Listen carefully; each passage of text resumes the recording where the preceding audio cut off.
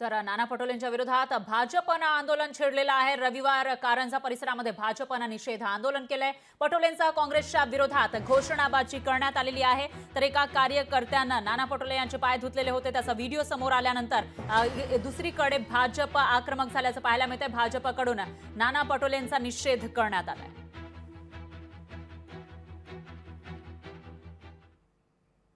तर नाना पटोलेंनी कार्यकर्त्यांकडून पाय धुवून घेतले, त्याचा निषेधार्थ भाजपकडून आंदोलन केलं जात आहे। काँग्रेस प्रदेशाध्यक्ष नाना पटोले यांच्या नागपूरच्या रहाटे परिसरातील निवासस्थानासमोर आंदोलन करण्यात आलं आहे।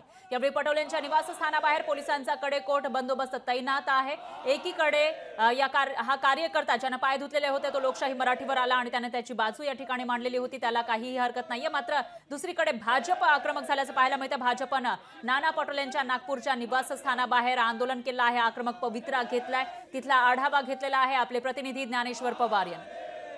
काँग्रेसचे प्रदेशाध्यक्ष नाना पटोले यांनी कार्यकर्त्यांकडून पाय धुतल्याचा व्हिडिओ व्हायरल झाला, त्यानंतर त्यांच्यावर जे आहे ते राज्यभरातून जे आहे ते टीकेची झोड उठवली गेली। आज नागपूरमध्ये त्याच्या निषेधार्थ जे आहे ते भारतीय जनता पार्टी जे आहे ते आक्रमक झालेले आहे। नाना पटोले यांच्या रहाटे कॉलनी परिसरातील त्यांच्या निवासस्थानासमोर जे आहे ते भाजप आज आक्रमकपणे या ठिकाणी आंदोलन करत आहे। आपल्यासोबत या ठिकाणी भाजप महिला आघाडीचे काही पदाधिकारी आहेत, ते काय सांगाल ते आज नाना पटोले यांच्या घरासमोर तुम्ही आंदोलन? हो, नाना पटोलेंनी काल आपल्या कार्यकर्त्याच्या हाताने पाय धुवून घेतले की देव नाही येते की तुम्ही त्यांच्या हातून पाय धुवून घ्यायचे।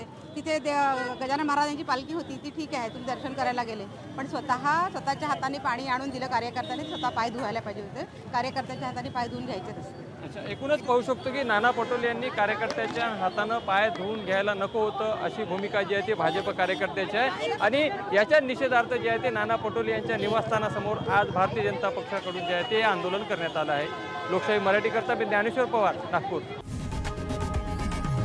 लोकशाही मराठी ऐका, पहा, जागरूक रहा।